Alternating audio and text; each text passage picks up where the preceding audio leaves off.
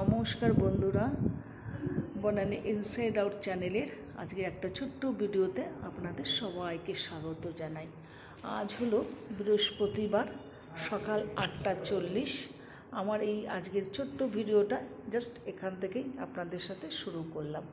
তো সকালবেলা আজকে অনেক তাড়াতাড়ি আমরা উঠে পড়েছি, কারণটা আপনাদের অবশ্যই দেখাবো বা জানাবো। তো সকালবেলার ঘরের সমস্ত কাজকর্ম সেরে আমি মেয়ে দুজনেই হাতে হাত দিয়ে কাজ সেরে চলে আসলাম আমি আমার বাইরে গাছগুলোকে একটু জল দিতে। জল ঠল দিয়ে আমরা তাড়াতাড়ি ঘরের চান করে পুজো দিয়ে বেরিয়ে পড়ব। কোথায় বলুন? আমরা যাচ্ছি আজকে ঘর যেখানে শিফট করব। অ্যাকচুয়াল আমরা এই মাসে এই 1 তারিখে এই ঘরটা আমরা খালি করে অন্য ঘরে চলে যাচ্ছি, রেন্টাল ঘরে। তো অ্যাকচুয়াল এই বাড়িতে আমাদের ডগিকে নিয়ে একটু প্রবলেম হচ্ছিলো, কারণ আশেপাশেরা একটু প্রবলেম ক্রিয়েট করছিল, যার জন্য ডগিতে তো আর ছাড়া যায় না। যার জন্য আমরা অন্য ঘরে শিফট হয়ে যাচ্ছি, যেখানে গেলে আমার বাচ্চাগুলোর যাতে কোনো প্রবলেম না হয়, তার জন্য আমরা শিফটিং করছি 1 তারিখে। তো মেয়ে আমি যাব দেখতে, আমার কর্তামশাইও আসবে একটু পরে। তো আমরা আগে বেরিয়ে পড়ছি।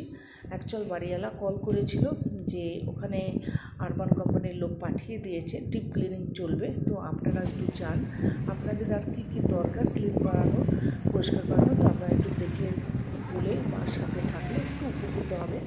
যার জন্য আমরা সকাল সকাল তাড়াতাড়ি ঘরের কাজকর্ম সেরে চান ঠান করে বেরিয়ে গেলাম।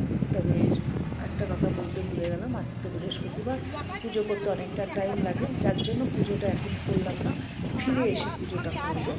তো এই বেরিয়ে পড়েছে, আমরা রাস্তায় চলছি। আমরা এবারে ঘর নিয়েছি বনমিল। অ্যাকচুয়াল ব্যাঙ্গালোরের বন্ধুরা অবশ্যই বনমিলটা চিনতে পারবে, আমার কলকাতার বন্ধুরা তো বুঝতে পারবে না। যাই হোক, আমি জায়গাটার নাম বলে দিলাম। সেখানে আমরা শিফটিং করছি, বেশ অ্যাপার্টমেন্টের উপরে ঘর নিয়েছি।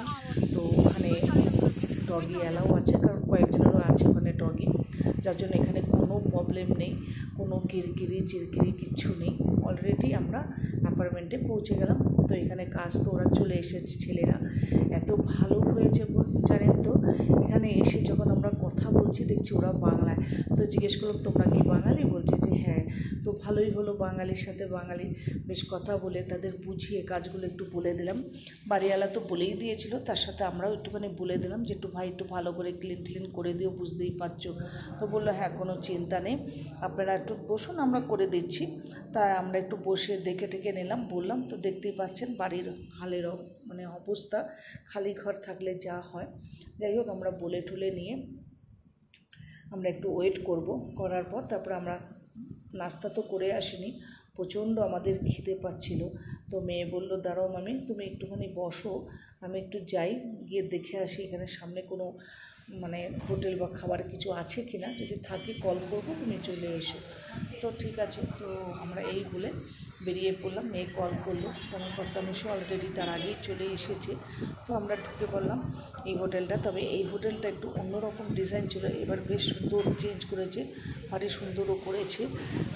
যিনি হোটেলের ব্যবস্থাপনাটা খুব ভালো লাগলো। আর এটা তো কমন, যেটা একটা ধোসা, আমি মশলা ধোসা তো খাবোই যে কোনো জায়গায়। আর এখানে অবশ্য সকালের টিফিন বলতে আপনি এই ধোসা, ইডলি, বড়া, তারপরে ভাতের আইটেম অনেক কিছুই পাওয়া যায়। তো আমরা ভাতের আইটেমটা খাই না, তো আমরা ধোসাটা খেয়ে চাটা খেয়ে এবারে আমরা চলে যাব বাড়ি, কারণ মেয়ের ডিউটির টাইম হচ্ছে। অ্যাকচুয়াল মেয়ের ডিউটির টাইম ছিল 10টার থেকে। তো যেহেতু এখানে আসতে হবে দেখে আমি একা পড়ে যাচ্ছিলাম, কারণ কর্তামশাই একটু লেটে আসবে বললেন, তাই জন্য মেয়ে একটু ডিউটির টাইমটা চেঞ্জ করে নিয়ে আমাকে নিয়ে চলে আসলো। তো ঘরের কাজ ওদের দেখিয়ে দিলাম, তো বললাম আমরা পরে আবার আসছি, এই বলে আমরা বেরিয়ে পড়লাম, কারণ মেয়ের ডিউটির টাইম হয়ে যাচ্ছে। এবারে আমরা মেয়েকে ছাড়তে চলে আসলাম। এটা হলো আমাদের নাগসন্ধ্যা মেট্রো রেল স্টেশন। অ্যাকচুয়ালি আমাদের এই বাড়িটা খুব ভালো জায়গাতেই ছিল, সমস্ত কিছু হাতের কাছে, ধরুন বাস স্ট্যান্ড বলুন, মেট্রো রেল স্টেশন বলুন, মেয়ের অফিস বলুন, সমস্ত কিছুই কাছে ছিল। যা কী করা যাবে, ফার্স্ট তো আমাদের ডগি যেহেতু আমরা পুষেছি, ওদের তো ভালো মন্দটা আমাদের দেখতেই হবে।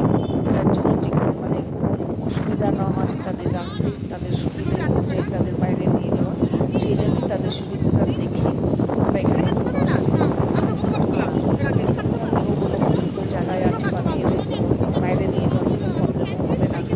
হ্যাঁ, সেই জন্যই আমরা এখানটাতে ঘর চলে আসলাম মেয়ের অফিসের কাছে। মেয়েকে ছেড়ে দিয়ে আমি বাড়ি চলে যাব, যেহেতু মনটার মধ্যে একটু ভুল লাগছে, বেলা হয়ে আসছে। আজ বৃহস্পতিবার, পুজো করতে করতে অনেকটা টাইমই লাগে, যার জন্য একটুখানি তাড়াতাড়ি করছিলাম। এই যে মেয়েকে ছেড়ে দিলাম, মেয়ে খুব তাড়াতাড়ি করে দৌড়চ্ছে, কারণ ওর একটু দেরি হয়ে গেছে 5 মিনিট। তো এবারে চলে যাব আমি আমার নিজের গন্তব্যস্থানে বাড়িতে গিয়ে দেখি আমার বাচ্চারা কী করছে।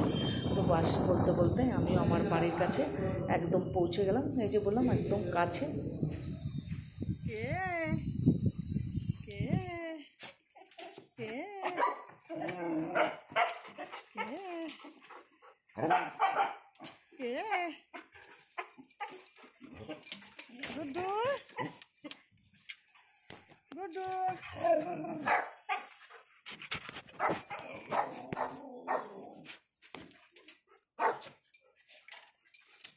গুড আফটারনুন বন্ধুরা। আজকে সারাটা দিনের যা যা করলাম তো সমস্তই তো আপনাদের সামনে দেখালাম, আপনারা দেখতে পেলেন। অ্যাকচুয়াল গিয়েছিলাম, বাড়ি চেঞ্জ করছি, শিফটিং ব্যাপার আছে, শিফটিংয়ের ব্যাপার। তো আজকে বাড়িওয়ালা আরবান কোম্পানি থেকে লোক পাঠিয়েছিল তো ক্লিন করার জন্য। তো প্রথমেই ফোন করে মেয়েকে বলেছিল যে তোমরা যাও, গিয়ে একবার মানে কোথায় কী করাতে হবে একটু দেখে নিয়ে ঠিকঠাক করিয়ে নিও।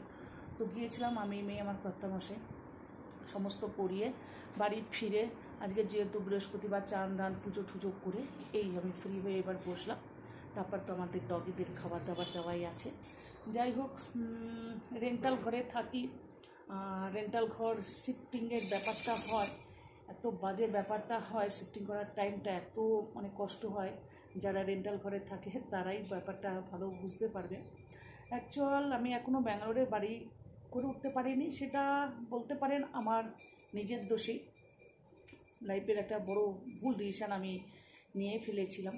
কী করব, কর্তামশাই বলেছিল যে আমাকে যে অনেক বছর ধরে ব্যাঙ্গালোরে থাকা, তো কলকাতায় তো ছেলে মেয়ে ফিরবে না, তো তোমারও আর মন লাগে না ব্যাঙ্গালোরে, কলকাতায়, তো ব্যাঙ্গালোরেই বাড়িটা কেনো, কলকাতায় কিনতে হবে না। তো আমার ভুল একটাই হয়েছিল, যেটা আমি কলকাতায় তো অনেক বছর ছিলাম না, আত্মীয় স্বজন মা সবাই ওখানেই, বাবা তো অনেক বছর বাবাকে হারিয়ে ফেলেছি।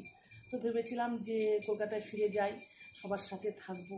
আর সব থেকে মেন আমার নিজের জায়গা, যেখানে আমি জন্ম, ছোট থেকে বড় হয়েছি, সেই জায়গাটা ভীষণ মিস করছিলাম।